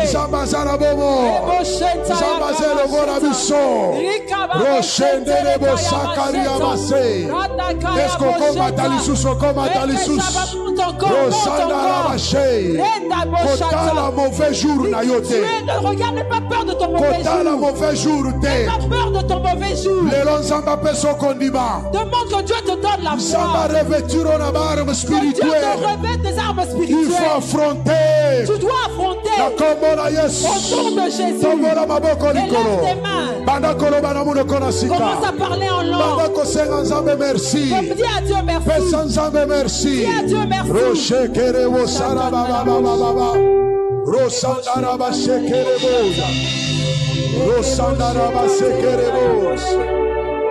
Manderebo sekerebo shakariaba mata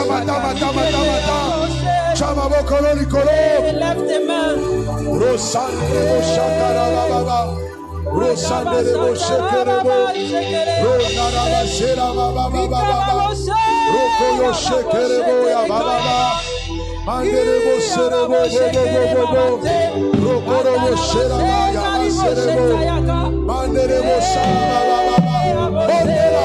Bodela. Sabatoni sayele na baharo spirituel.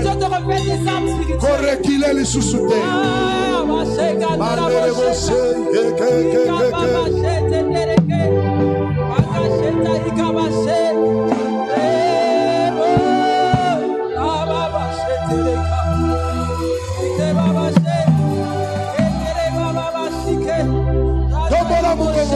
Élève ta voix.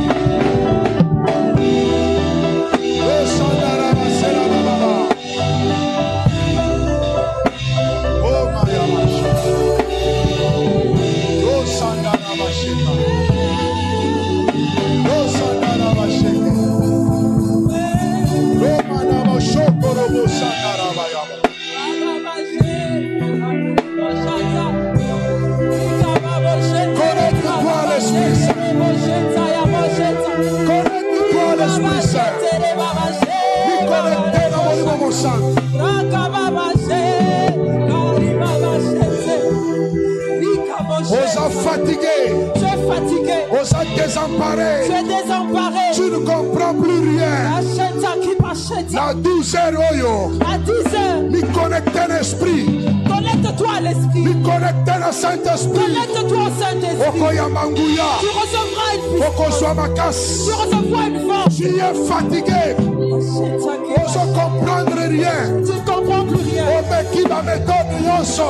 Tu as tout essayé. Ezo si maté. Ça ne marche pas. Mais quand nous méthode. Essaye cette méthode. Mais quand nous méthode yo. Essaye cette méthode. Connecter l'esprit. Connecte-toi à l'esprit. Connecter le Saint-Esprit. Connecte-toi au Saint-Esprit. Mais quand nous méthode yo. En cette méthode. Mais quand nous méthode yo. Cette méthode. Nous connecter l'esprit. Connecte-toi à l'esprit. Nous connecter l'esprit. Connecte-toi. Nous connecter l'esprit. Connecte-toi à l'esprit. Nous connecter l'esprit. Connecte-toi à l'esprit. Nous connecter l'esprit. Connecte-toi à l'esprit. Nous connecter l'esprit. Connecte-toi à l'esprit. Nous connecter l'esprit. Connecte-toi à l'esprit. Mais quand nous méthode yo. Ose cette méthode. Mais quand nous méthode yo. Ose cette méthode. La distraction. On sort de la distraction. La distraction. Sors de la distraction. Nous connecter l'esprit. Nous connecter l'esprit. Connecte-toi à l'esprit. On s'en résoudre Tu n'arrives pas à le résoudre mais seul. Saint-Esprit a la formule. Le Saint-Esprit a la Nous formule. connecter l'esprit. Nous connecter l'esprit. Connecte-toi. Nous connecter l'esprit. Nous nous sommes connectés à l'esprit. Il y a un pasteur Saint-Fort. Ouais, le pasteur Saint-Fort. Maman Lydie. Et maman Lydie. Saint-Esprit appelle ça qui formule. Le Saint-Esprit a donné la formule. Pour que les enfants sortent comme des rats. Et ça va qui contre toute attente. C'était contre toute attente. Tu as essayé avec les médecins. Tu as essayé avec tout le monde. Et ça ne marche toujours pas. Ça reste une méthode. Nous connecter l'esprit. Connecte-toi à l'esprit. Esprit Saint échoue à Le Saint-Esprit n'échoue jamais. Multiples dimensions, il y a mon Les multiples dimensions du Saint-Esprit. Il va t'ouvrir la voie. Nous connecter l'esprit. Connecte-toi à l'esprit. Nous connecter l'esprit. Connecte-toi à l'esprit. Oublie-toi d'abord. Oublie-toi d'abord. Chaque charisme pembeni. Mets ton charisme de côté. Chaque étude pembeni. Mets tes études de côté. Chaque philosophie na yo Mets pembeni. ta philosophie de côté. Chaque notion yo yebi Tout pembeni. ce que tu connais de côté. Connecter l'esprit. Connecte-toi à l'esprit. Connecter l'esprit. Connecte-toi à l'esprit. Il y a une solution pour Il y a toi. une solution. Nous connecter l'esprit. Connecte-toi seulement à On l'esprit. peut sa Le discernement. Saint-Esprit donnera le Nous connecter discernement. l'esprit. Connecte-toi à Le l'esprit. Saint-Esprit est là. Yes. Accompagne sa solution. Donnera la solution. Rocha Kariabase. Ye. Manderebo Sarababa.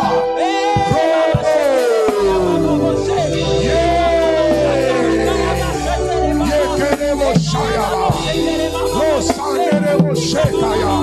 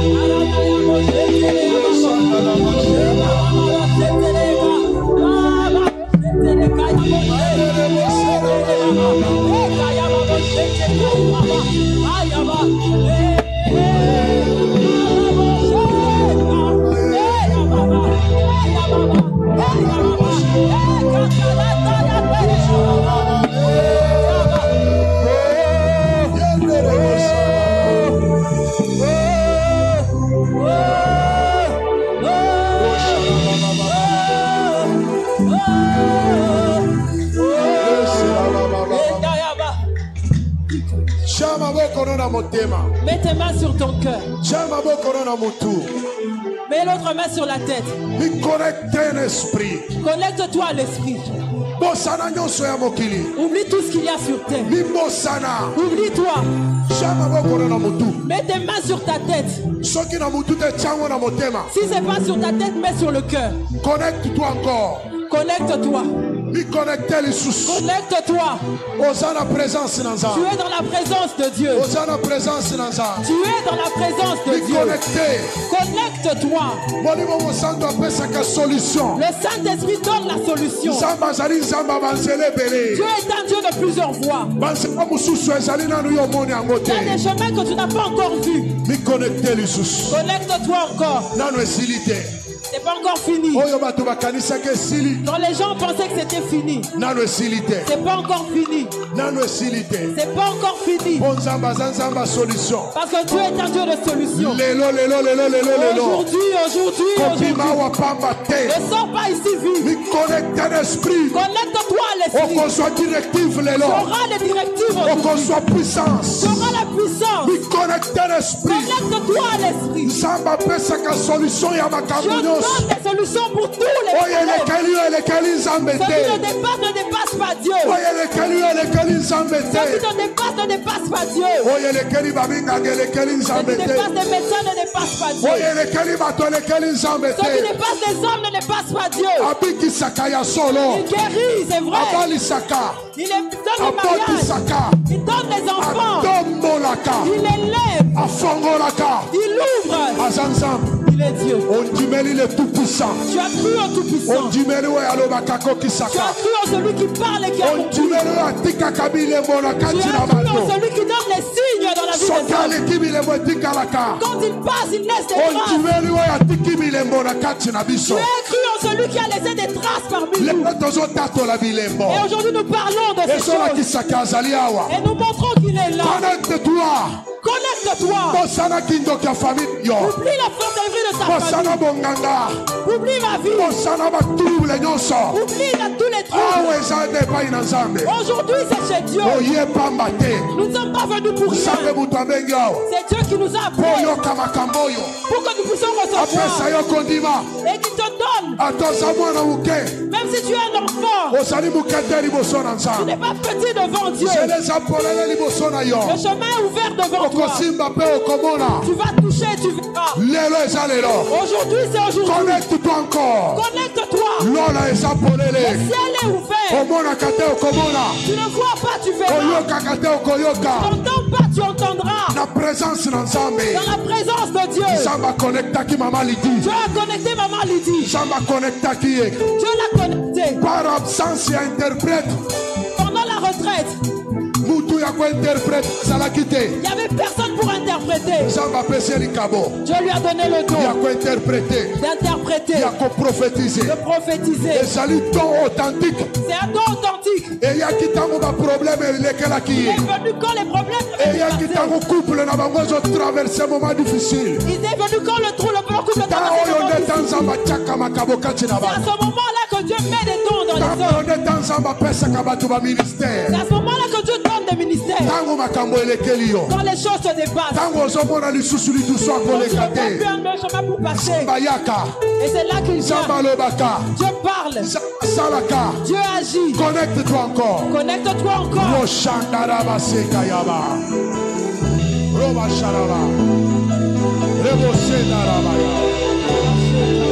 Lola est appelée. Le ciel est ouvert. Lola est appelée. Hey, hey, hey, hey, hey, hey, hey. Rochela babada. Rosandele bose.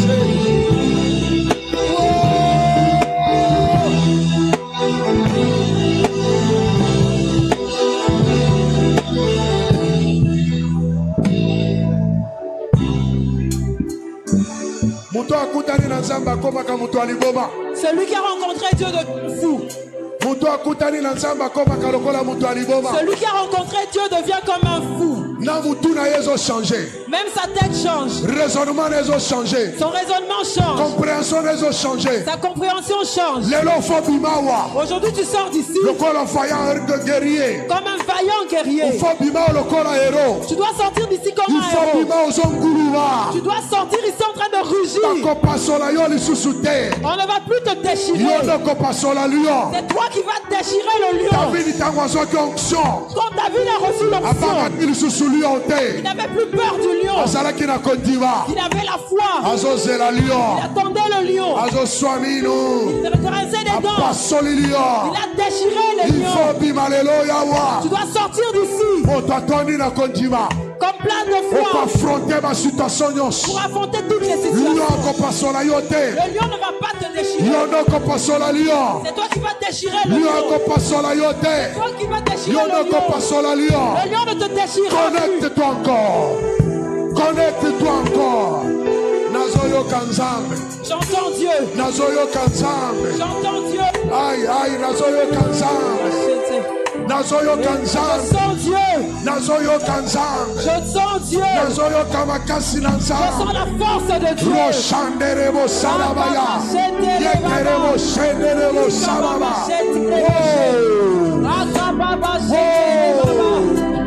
Nazoyo Kamakasi Nanzambe. Je sens la force de Dieu. Je sens la force de Dieu. Je sens la force de Dieu.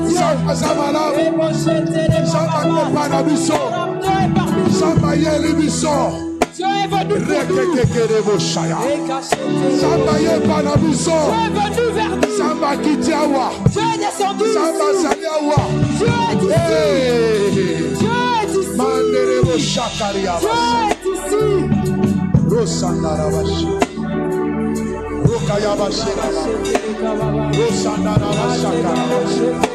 Monte encore, monte encore, monte encore. Monte encore, monte encore.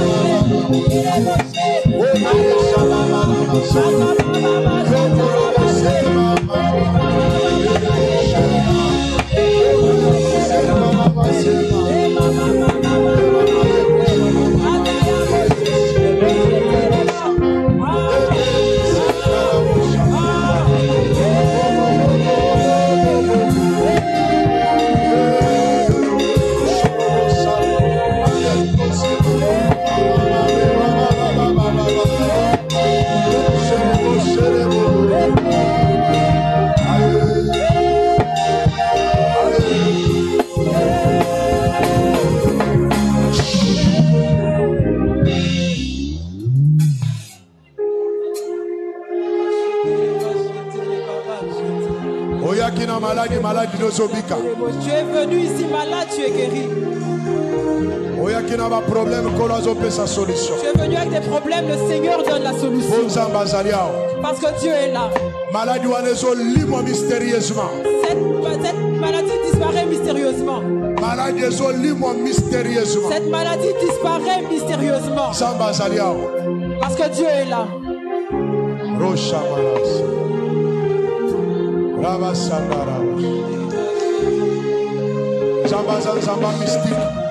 Dieu est un Dieu mystique. Dieu est un Dieu mystique. C'est un culte mystique. Parce que Dieu a décidé de déverser sa puissance parmi nous. Alléluia. Oh God. Assoiffé, disposé. Yes. Tikalasko place aux ânes. Tikala place aux ânes. Babo konono motema. Va sur ton cœur. Assoiffé que ton onction descend sur moi. Je suis assoiffé, assoiffé que ton onction descend sur moi. Je suis assoiffé, assoiffé que ton onction descend. Oh, que ton onction. Je suis disposé, Assoiffé, assoiffé que ton onction descende sur moi. oh, je suis assoiffé. Je suis disposé, Disposé, assoiffé que ton onction descende sur moi. je suis Disposé, disposé, que ton onction descende sur moi. que ton onction descend sur moi. Que ton onction descend sur moi. Oh, que ton onction est. Descend sur moi. Et que ton onction est. Ton onction Et les bons sacres, baba. Et que ton onction est. Ton onction descend sur moi. Que ton onction. Et les baba, chèque les bons. Descend sur moi. Je suis disposé, disposé, que ton onction descend sur moi. Je suis disposé, Disposé, disposé, que ton onction descend. Oh, je suis disposé, disposé. assoiffé que ton onction descend sur moi.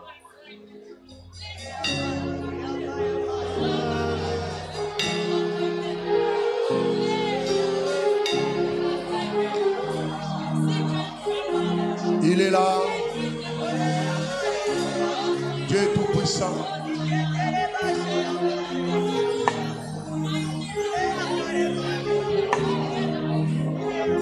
Disposé, assoiffé.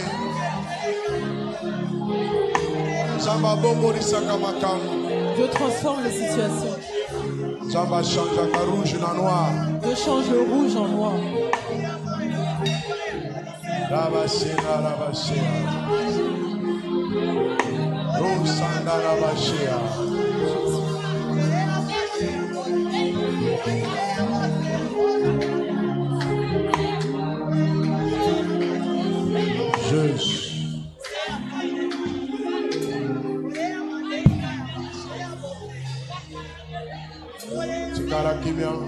Garde silence. Élève ta main droite. Et la main droite tu mets sur ton cœur. La main gauche sur ton cœur, la main droite élevée, garde silence.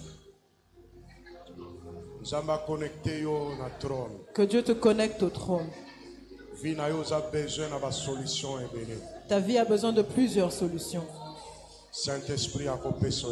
Le Saint-Esprit va te les donner. Ce qui te dépasse ne dépasse pas le Saint-Esprit. Ce matin, reste connecté à l'Esprit de Dieu. Reste connecté à l'Esprit de Dieu. Ce qui te faisait pleurer ne va plus te faire pleurer. Dieu te guérit de la maladie. Il te délivre de cette situation. Il te restaure. Il te donne la paix. Il te donne la force. Tu es connecté ce matin. Même toi qui suis en ligne. Le bras de l'Éternel est partout. Dieu m'a rappelé qu'il n'est pas un fils d'homme. Il te donne la victoire. Il remporte la victoire pour toi. Il va t'élever à nouveau. Parce qu'il est Dieu. Parce qu'il est Dieu. Parce qu'il est Dieu. Au nom de Jésus. Dis Amen 3 fois. Amen. Amen. Amen. Acclame très fort le Seigneur Jésus. Acclame très fort. Et pousse des cris de joie. Dieu est vivant. Il est avec nous. Maintenant, assieds-toi. Amen. Amen.